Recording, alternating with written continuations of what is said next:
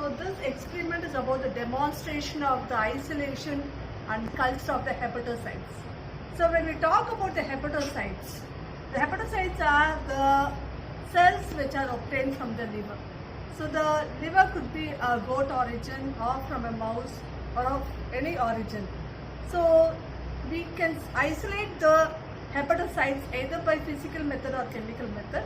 So the chemical method, if you want to isolate the hepatocytes from a liver, mostly we go for the perfusion technique, by which we use the collagenase. Collagenase P is mostly used for the perfusion of the hepatocytes, and we can also isolate the hepatocytes from humans also. Mostly for human hepatocytes, during the transplantation and other process, they mostly go for collagenase P. So here today we are going to isolate the hepatocytes from the goat liver. So why we need to isolate these hepatocytes is we need to find out the toxicity of any drug, or we want to find out the drug metabolic activity. Then we go for the isolation and culturing of the hepatocytes. So today, to begin with the isolation of the hepatocytes, we need to have a sterile laminar airflow, and then we require a Bunsen burner, and all these are under sterile environment. This is the setup required for the isolation of the hepatocytes. So we have got freshly procured hepatocytes from the butcher shop, and then we have got all these are sterilized. So we have got the sterile phosphate buffered saline, that is the PBS, and we have got a sterile syringe. So to begin with, first we need to sterilize and clean the surface of the liver.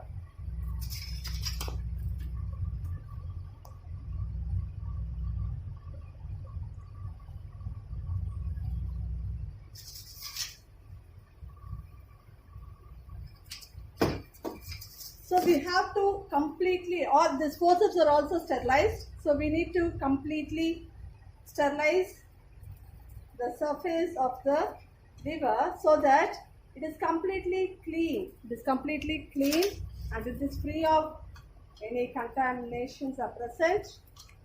So we need to surface sterilize them properly.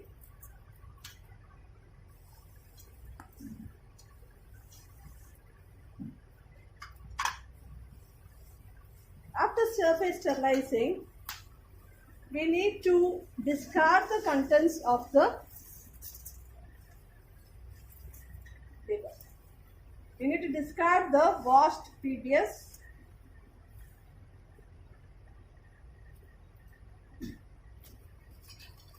Into the discarding beaker.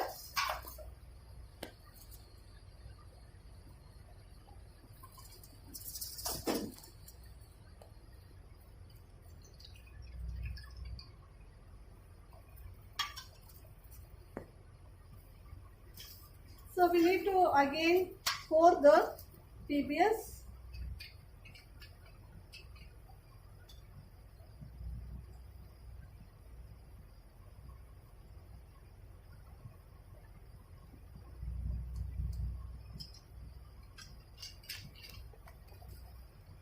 Care should be taken that we maintain the sterile environment. So these surface sterilized liver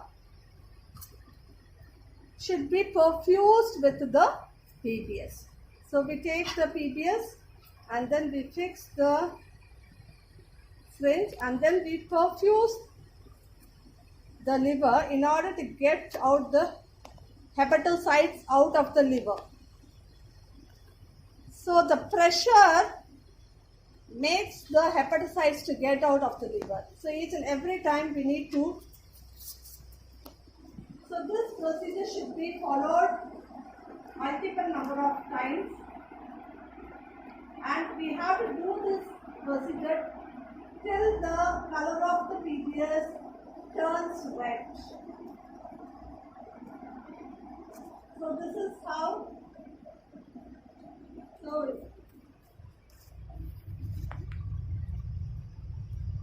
So different sides of the liver should be perfused with the PBS.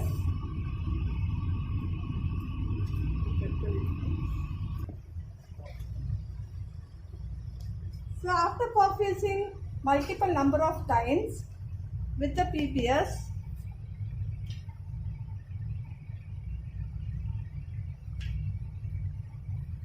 we need to take the falcon tube, which is labeled as 10 minutes, and we can transfer these contents of the hepatocytes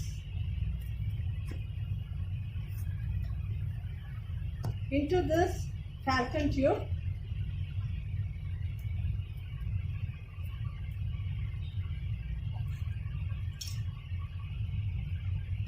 So care should be taken that we don't spill these hepatocyte containing solution.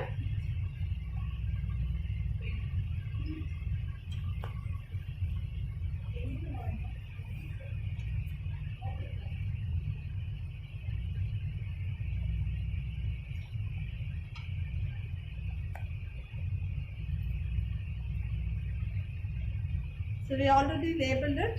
So we have taken 12 ml of the hepatocyte containing solution. So we need a balancing tube.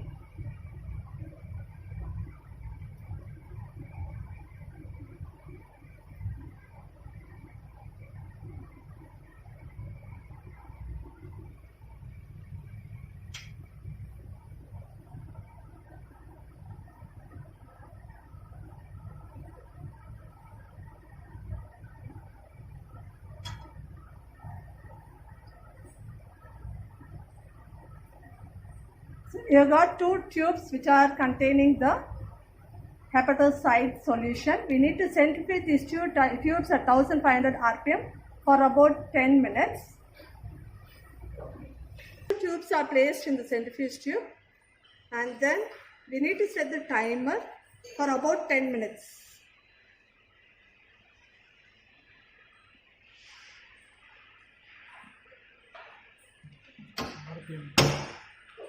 And we have to increase the RPM step by step.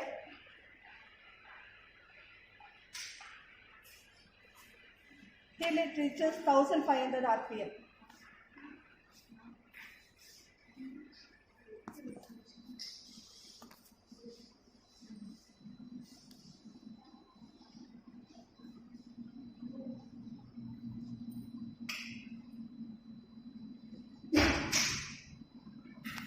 Centrifuging for 10 minutes, we need to discard the supernatant, and to the pellet we need to add the PBS and resuspend the pellet.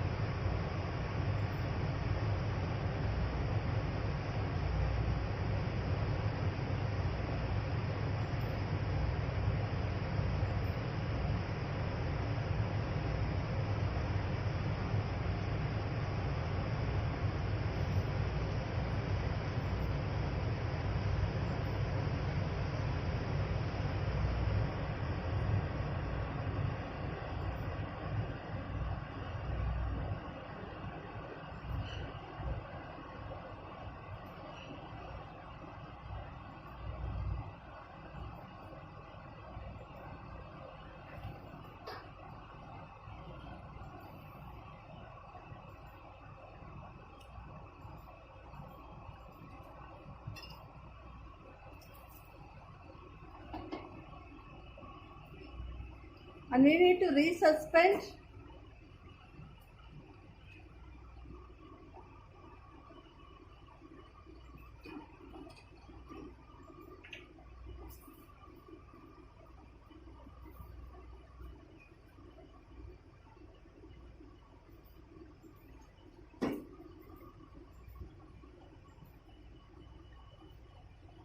so slowly we need to resuspend the pellet so that the hepatocytes get suspended. So this is how, so slowly we have to resuspend. So you can see the pellet is resuspended. Yes. Again, we need to centrifuge this for about 1500 for 5 minutes. Stop. After 5 minutes of centrifugation, we need to discard the supernatant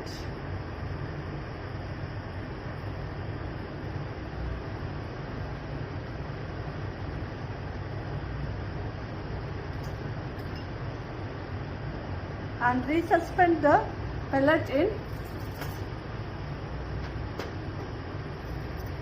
1 ml of DMEM media.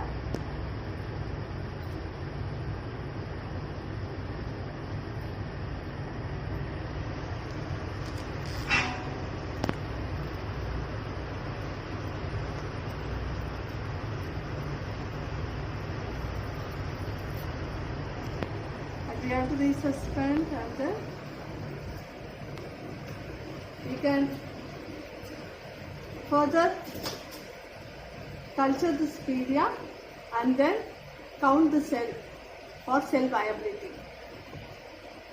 So, after isolating the splenocytes, now we are going to count the number of cells that are present, and we are also going to see the viability of the cells.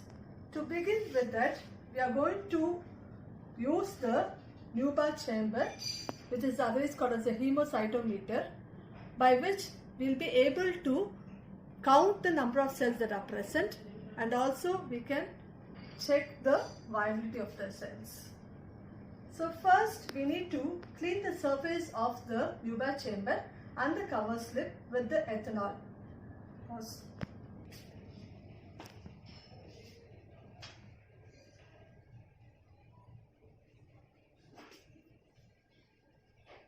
Pause for you.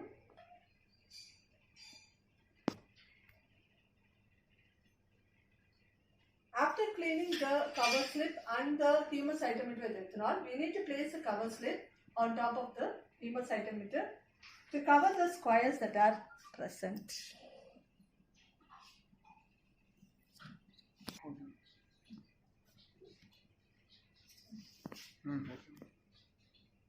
This is a isolated hepatocyte.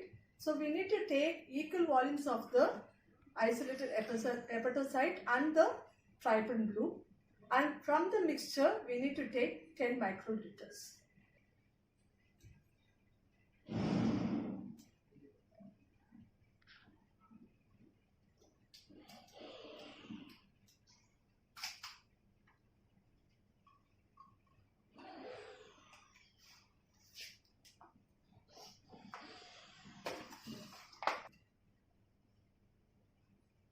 Mix both the isolated hepatocyte and the trypan blue mixture thoroughly.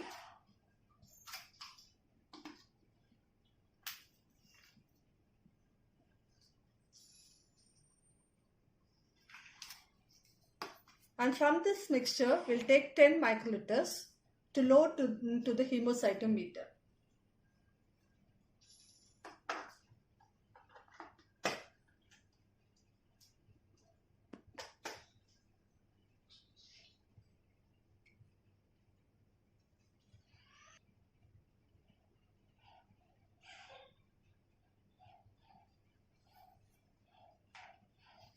While loading the hemocytometer, care should be taken it does not overflow or spill out, and no air bubble should be present there. And it should cover the entire area.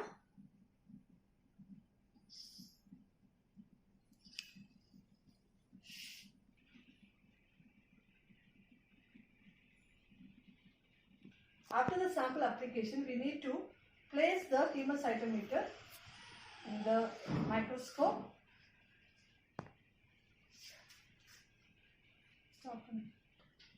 So we need to focus the squares that are present in the hemocytometer.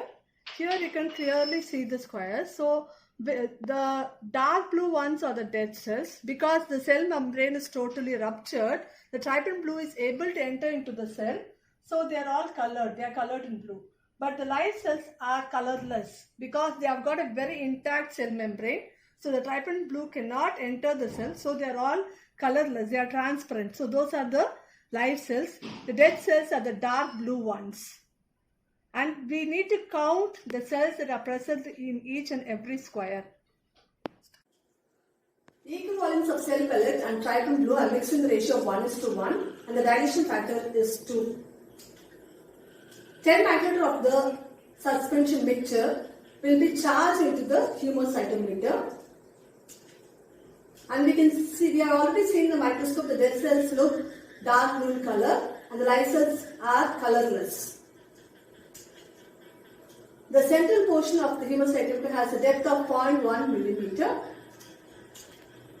So this entire central part of the chamber is 1 millimeter square. This entire area is divided into 25 small squares and each square consists of 16 smaller squares which are divided by 3 lines. So multiplying this 25 millimeter square into 16 gives 1 by 400 millimeter square. So the correction factor 10 to the power 4 is calculated by multiplying 400 into 25, which is equal to 10 to the power 4. This 10 to the power 4 is converts the 0.1 millimeters cube to 1 ml. This 1 ml is nothing but the total volume of the cell suspension. So coming to the calculation, if the total number of cells that are counted is 48, the dilution factor is 2, which you already know, and the conversion factor is 10 to the power 4. Putting all together, we get 48 into 2 is equal to 96, and this 96 into the correction factor 10 to the power 4 will give the total number of cells equal to 9,60,000 cells present in 1 ml of the cell suspension.